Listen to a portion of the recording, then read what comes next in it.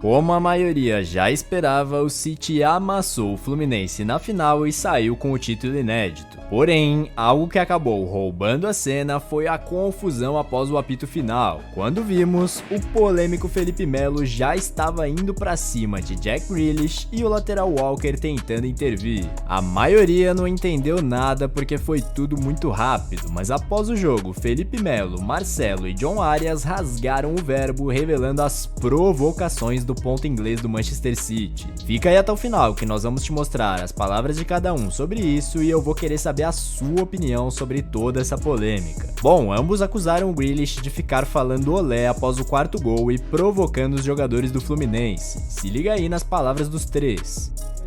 Eu já falei aqui e novamente vou repetir, desculpa as palavras fortes, mas já estou vendo um monte de idiota falar um monte de besteira, né? Como foi contra o Grêmio, né? Que eu comecei confusão, né? E eu não comecei nenhuma confusão. Eu simplesmente fui defender o meu jogador Martinelli. Aquele Grealish é um desrespeitoso, você tá entendendo? Ele joga numa seleção, é um grande jogador, mas é um desrespeitoso que começou a gritar olé no final, né?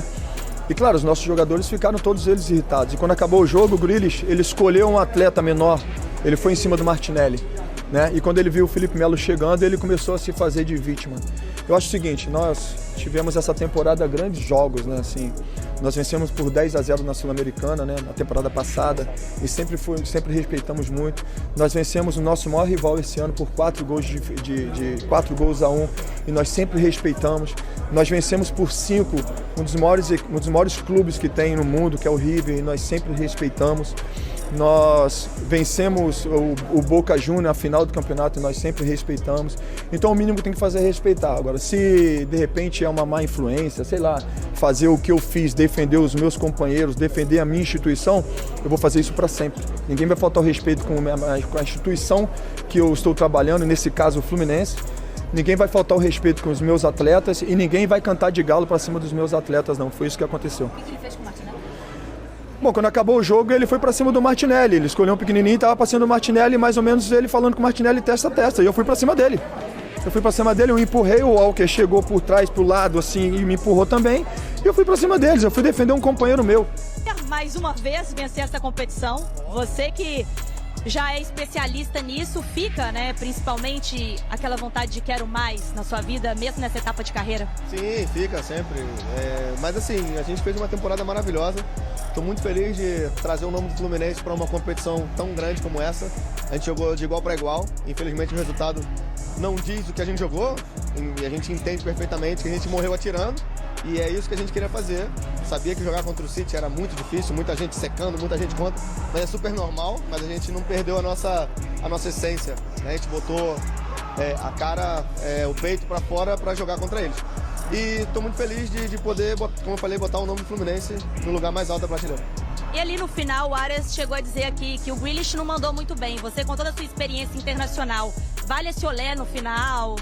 Cara, cada um faz o que quer quando tá jogando. Eu tenho a minha cabeça, não vou falar se tá certo ou errado a outra pessoa fazer. Cada um faz o que quer. Nessa competição ele tem 1, eu tenho 4, mas não é por isso que eu vou ficar virando a cara e fazer isso.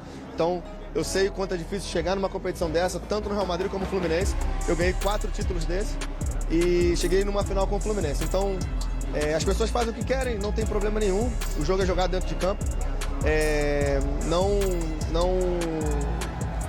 Não falo mal nem bem com a pessoa que faz isso, mas futebol é isso. Ganhou, tem que zoar mesmo, tem que fazer o que quiser.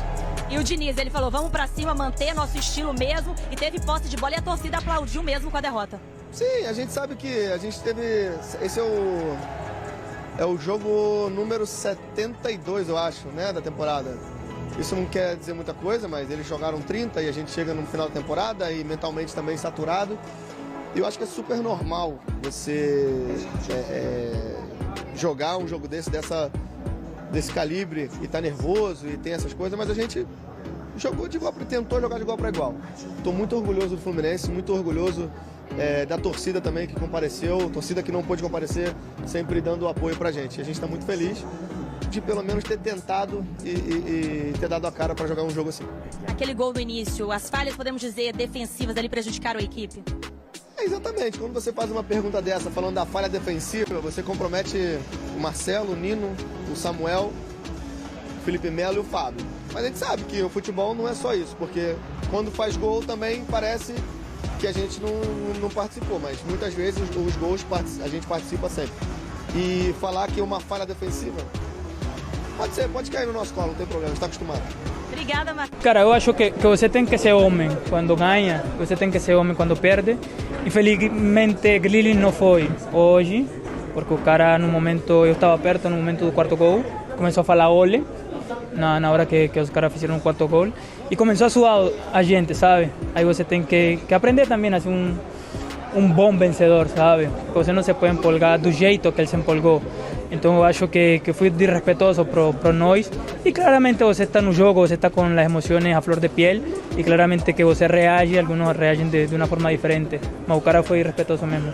Eu não achei a entrevista do Martinelli, mas ele também falou sobre. Suas palavras foram as seguintes: não entendi o que ele falou, tudo em inglês. Eu mandei também ele para aquele lugar. É do futebol isso aí. O cara é folgado pra caramba dentro do jogo, mas é do futebol, vida que segue. E bem, mesmo com as justificativas dos jogadores brasileiros, nas redes sociais ainda pudemos ver bastante gente escolhendo ficar do lado do Grealish. Se liga aí em alguns comentários que pudemos identificar. Passaram 90 minutos de jogo provocando o cara também, aí depois não aguenta. Falou o anjinho que respeita todo mundo, vive extrapolando, jogando sujo e quer bancar o politicamente correto. Odeio ser o cara que fala a verdade, mas o Grealish apanhou o jogo todo calado e sendo provocado. Quando fez 4-0, deu o troco como achou conveniente. Acabou o jogo e o Martinelli pisou nele, aí ele foi tirar satisfação e a treta rolou. Temos que saber perder também, gente. O Felipe Melo sempre começa uma confusão sem sentido. Fim de jogo, 4-0. Era pra ele estar cumprimentando os campeões, agradecendo aos torcedores que foram lá gastando o que não tinham, ou mesmo ficar na dele. Mas não, ele sempre tem que aparecer. Perninha demais. E bem, deixando de lado essa confusão no final do jogo, o fato é que ninguém pode negar que deu a lógica. Por mais que alguns tivessem esperança no Fluminense, esse time do Manchester City não chegou a esse torneio à toa. Porém, o que eu achei muito legal de ver foi que o Fluminense manteve a sua proposta de jogo, como o próprio Diniz antes do jogo já disse que faria. Em nenhum momento se acovardou, e foi bem interessante ver os primeiros minutos do primeiro tempo, onde eles conseguiram envolver o City com seu toque de bola e assim chegar até 80% de posse. É claro que muitos vão zoar dizendo coisas como: tem que criar o troféu, ficou com mais posse de bola que o City no começo, mas foi algo que eu confesso que não imaginava que aconteceria em momento algum. Mas bem, a polêmica que eu disse lá no começo, que ia querer saber de você, é a seguinte: o que você achou sobre essa história da treta? Jack Grealish de fato foi um mau ganhador gritando olé após o 4-0, ou você acha que ele apanhou muito durante o jogo e então é justificável ele usar isso como uma forma de revidar? E as palavras do Felipe Melo, você concorda com ele? Acha que o brasileiro fez certo? Comenta aí embaixo a sua opinião sincera e o porquê, que eu vou fixar o melhor comentário para todo mundo que chegar aqui ao vídeo poder ver.